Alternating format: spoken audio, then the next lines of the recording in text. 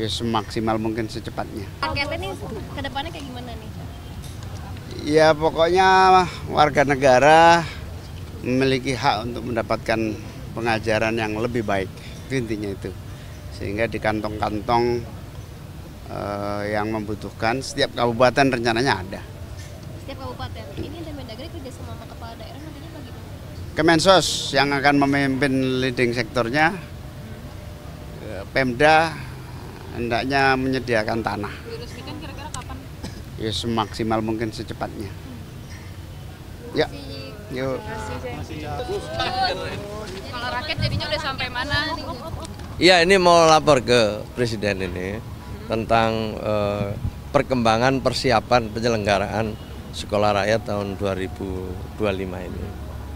Ya tentu kita akan menyampaikan mulai dari kesiapan sarana prasarananya, kemudian kesiapan dan rekrutmen guru, kemudian siswa, dan yang terakhir nanti lain-lain lah sebagai pendukung dari penyelenggaraan sekolah rakyat itu. Total sekarang udah berapa? Yang pertama tentu sekarang usulan dari provinsi, kabupaten, kota terus meningkat ya, udah lebih dari 200.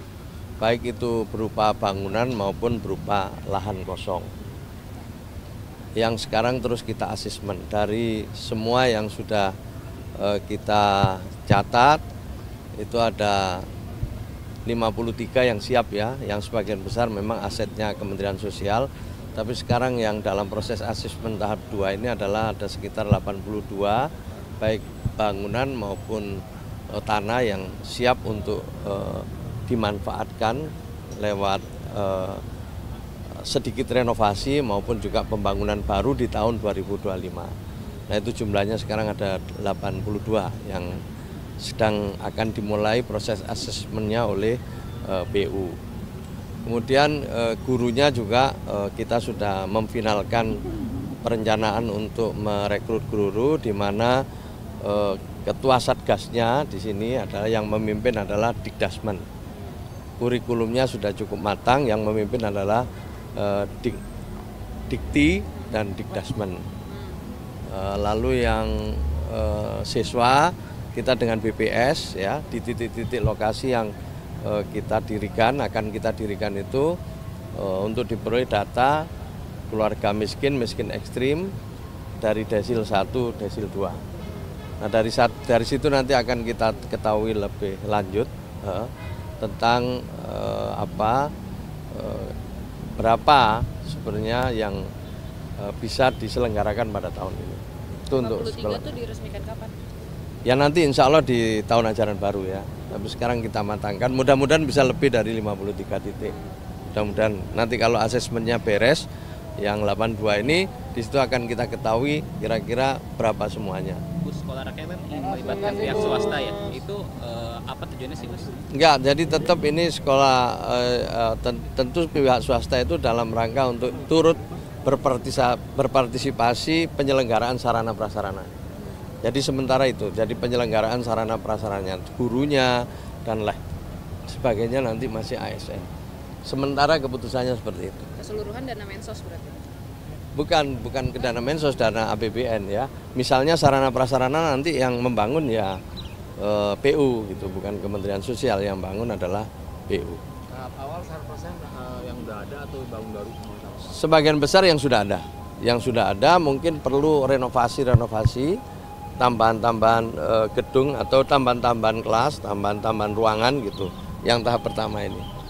Nah, nanti baru di tahap berikutnya di tahun 2025 juga akan dimulai di beberapa titik pembangunan dengan prototipe yang sesuai dengan kebutuhan jangka panjang kita.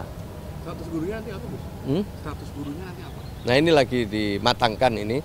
Ya sementara masih ada beberapa pilihan ya dari ASN, penugasan ASN gitu, atau yang kedua dari guru-guru yang telah memiliki sertifikat itu, yang lulus pendidikan profesi guru gitu.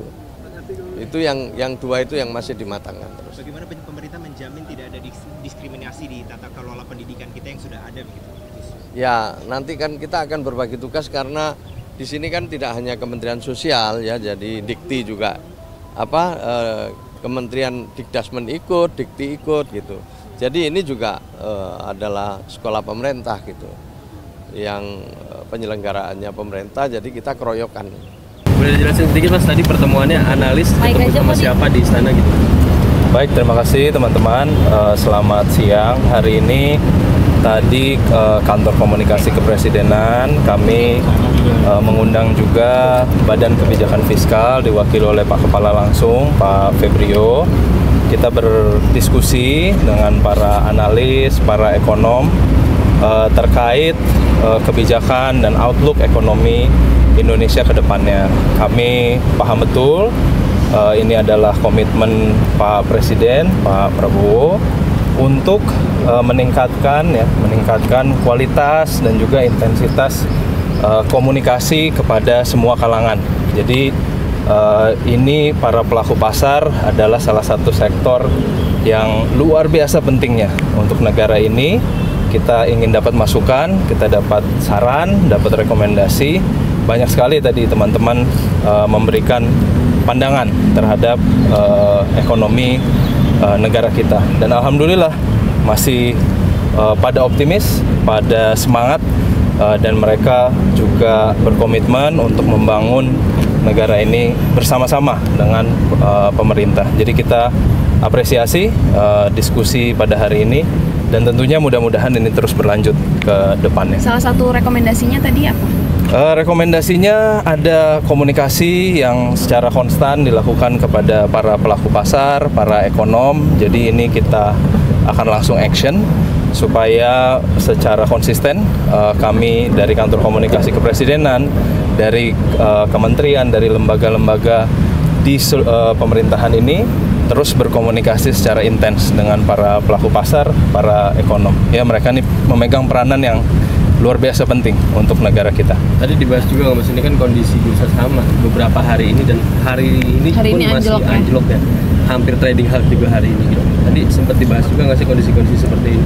Ada beberapa faktor yang disampaikan, tapi pada intinya mereka confidence, mereka punya satu semangat yang sama. Saya rasa bahwa kebijakan-kebijakan Pak Prabowo ini sudah semakin terlihat dampaknya. Namun memang mereka meminta kita mengkomunikasikan dengan konsisten, tadi yang saya bilang, dengan tentunya jelas dan lugas. Jadi ini juga mempengaruhi pengertian para pelaku pasar, para ekonom terhadap kebijakan-kebijakan yang Pak Prabowo punya. Kemarin waktu rapat paripurna hari Jumat lalu, Pak Prabowo sampaikan komitmen beliau ingin meningkatkan kualitas komunikasi, meningkatkan intensitas dan konsistensi komunikasi dari semua jajaran di bawah Presiden Prabowo. Dan ini akan kita lakukan segera. Artinya akan dibuat rutin atau di saat akan pengambilan kebijakan strategis gitu, Mas? Insya Allah kalau bisa kita buat rutin ya, karena ada beberapa sektor yang kita juga harus menerima masukan secara konsisten. Jadi nggak bisa hanya sekali-sekali ya. Salah satu sektor itu adalah sektor ekonomi tentunya. Pak Prabowo punya cita-cita besar, ingin mencapai pertumbuhan ekonomi 8%, dan salah satu yang memegang peranan ini ya tentunya para pelaku pasar dan para ekonom yang datang pada hari ini. Setiap apa berarti? Nanti kita pikirkan mekanismenya, tapi yang pasti hari ini bukan pertemuan terakhir buat kami, jadi nanti akan dilanjutkan secara konsisten. Sebelumnya kan ada wacana juga Pak Prabowo mau ketemu langsung sama pelaku pasar gitu. Kalau tadi ada permintaan langsung juga nggak sih dari pelaku pasar buat ketemu langsung sama Pak Prabowo? Ya tentunya semua pengen ya bertemu, jadi mudah-mudahan nanti kita doakan Pak Presiden segera mendapatkan slot waktu. Tentunya Bapak juga ingin mendengar saran-saran, rekomendasi daripada para pelaku pasar, para ekonom, dan mudah-mudahan saya hanya bisa mendoakan dan mendukung supaya itu terjadi juga gitu. Jadi kita menunggu juga waktu dari Pak Presiden.